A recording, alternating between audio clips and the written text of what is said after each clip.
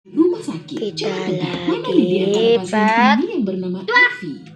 oleh karena kata-kata nih lihat. Tapi kita siapanya? Pasti dia nih. Pak Joni dan Bu Karin kan orang tuanya Evi. Lagian Evi kan nama cewek. Di antara semua pasien di situ. Pesawat telah lepas landas dari bandara dan saat melalui kabin pesawat, pramugari ini ngeliat dua penumpang yang sedang cekcok. Si pramugari kemudian nanya begini, ada yang bisa saya bantu? Lalu Jaya ngejelasin kalau Cantika udah ngambil tempat duduknya. Tapi menurut Cantika, itu memang tempat duduknya. Lalu keduanya nunjukin tiket mereka ke pramugari. Dan si pramugari kemudian bilang, program di pesawat itu nggak akan mungkin menjual dua kursi yang sama secara bersamaan. Dia ngambil boarding pass mereka dan langsung tahu kesalahannya. Menurutmu, siapa yang tempat duduknya udah benar? Kurit, sini ganti. Ayo jawab. Di kedua kertas ini memang tertulis kursi 14F. Waktu lepas landas Jaya pukul 2:57. Sedangkan Cantika pukul 14:57. Cuaca saat itu juga kelihatan cerah tuh. Mataharinya bersinar terik di luar jendela. Jadi kesimpulannya, Jaya salah jadwal. Alexa latihan lari di stadion setiap hari untuk menyambut kejuaraan atletik. Dan ternyata kejuaraan tersebut dimulai hari ini. Saat pemanasan, Alexa ngeliat cowok ceking di antara pelari lain. Kakinya kelihatan lemah dan kurus. Hah? Dia ikutan lomba ya? Tanya Alexa dalam hati.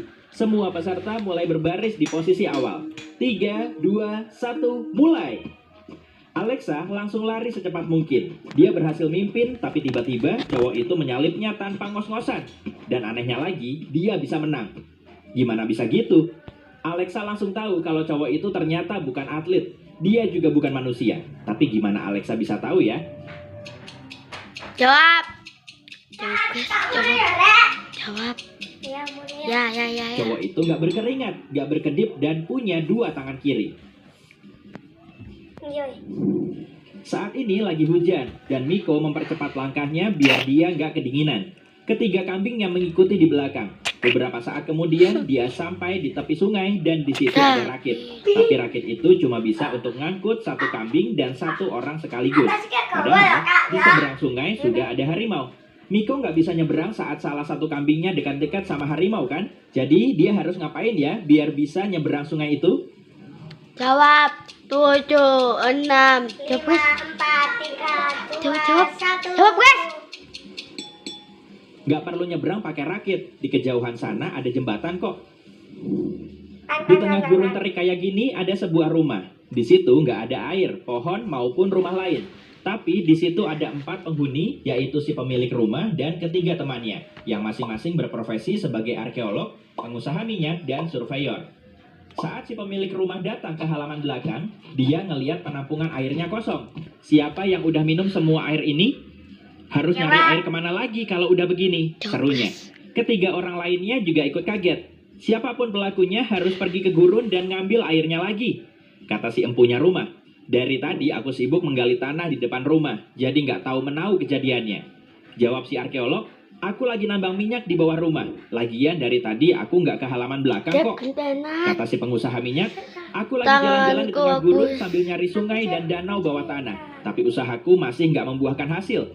Nggak ada gunanya juga kan jauh-jauh ke gurun buat nyari air? Kayaknya kamu sendiri deh yang udah meminumnya, jawab si surveyor. Kalau menurutmu gimana nih? Siapa yang bersalah? Jawab. 7. Jawab. 6. Guys, jawab. 5. Cepat. 4. 3. Gak ada. Persediaan airnya berada di luar. Jadi, pasir panas dan terik matahari udah mengubahnya jadi uap. Dokter Put, seperti biasa, Dewi datang ke kafe favoritnya untuk beli kopi dan sandwich. Dia langsung keluar kafe setelah selesai membayar pesanannya. Tapi beberapa menit kemudian, dia balik lagi. Wajahnya kelihatan cemas karena dompetnya ternyata ketinggalan. Dan setelah dicek, dompet itu udah nggak ada. Dia langsung menghubungi polisi untuk melaporkan kejadian ini. Dan untungnya, saat itu belum ada yang keluar kafe. Jadi pencurinya pasti masih ada di dalam. Polisi segera datang untuk menginterogasi mereka. Jihan, petugas kasir bilang, Dewi adalah pelanggan tetap kafe itu. Dan mereka udah saling kenal sejak lama. Jadi Jihan nggak akan mungkin ngambil uang itu. Lagian, dia nggak ngeliat dompet Dewi setelah cewek itu membayar sarapannya. Andri seorang turis yang baru pertama kali datang ke kota ini. Jadi dia mengunjungi kafe karena pengen nyobain muffin terkenalnya. Dia juga nggak ngeliat dompet Dewi karena lagi sibuk milih jenis muffin yang mau dia icip. Sedangkan Harry bekerja sebagai pegawai toko. Dia datang ke kafe untuk beli kopi. Dan tadi dia nggak ngeliat dompet itu karena dia lagi nuang susu ke kopi pesanannya. Jadi menurutmu siapa sih yang udah nyuri dompet Dewi?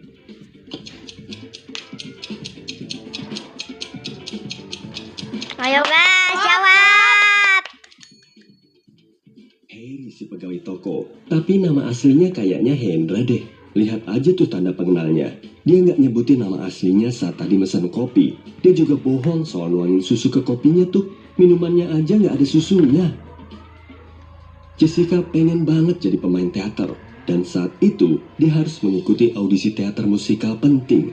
Dia udah berangkat dari rumah sejak pagi buta, biar nggak telat sampai tujuan. Tapi ternyata, dia lupa nggak bawa partitur. Jadi Jessica harus balik lagi. Tapi saat masuk rumah,